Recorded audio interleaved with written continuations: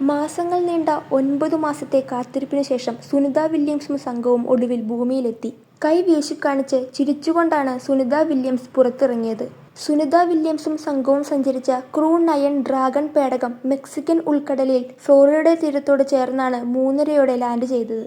സുനിത വില്യംസിനൊപ്പം Butch Wilmore, Nick Hague, Alexander Gorbunov എന്നീ ബഹിരാകാശ യാത്രികരായിരുന്നു കൂടെയുണ്ടായിരുന്നത്.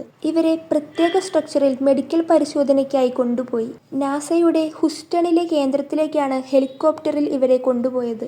2024 ജൂൺ 5-നായിരുന്നു സുനിത വില്യംസും സംഘവും ISSലേക്ക് കുതിച്ചത്. ബോയിങ്ങിന്റെ സ്റ്റാർലൈനർ പരീക്ഷണ പേടകത്തിലായിരുന്നു ഇവരുടെ യാത്ര. വെറും 8 ദിവസം മാത്രമായിരുന്നു ഇവരുടെ ദൗത്യ കാലയളവ്. എന്നാൽ സാങ്കേതിക തകരാർ കാരണം ഇവർക്ക് തിരിച്ചുവരാനായില്ല.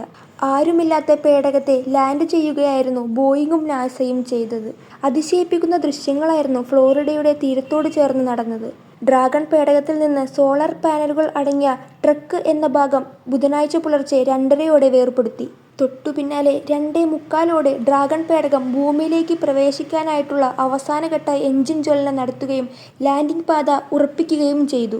ഏകദേശം 3:30-ഓടെയാണ് പേടകം മെക്സിക്കൻ ഉൾക്കടലിൽ ഫ്ലോറിഡയുടെ തീരത്തോട് ചേർന്ന് ലാൻഡ് ചെയ്തത്. ലോകമെമ്പാടും കാത്തിരുന്ന തിരിച്ചുവരവായിരുന്നു ഇവരുടേത്.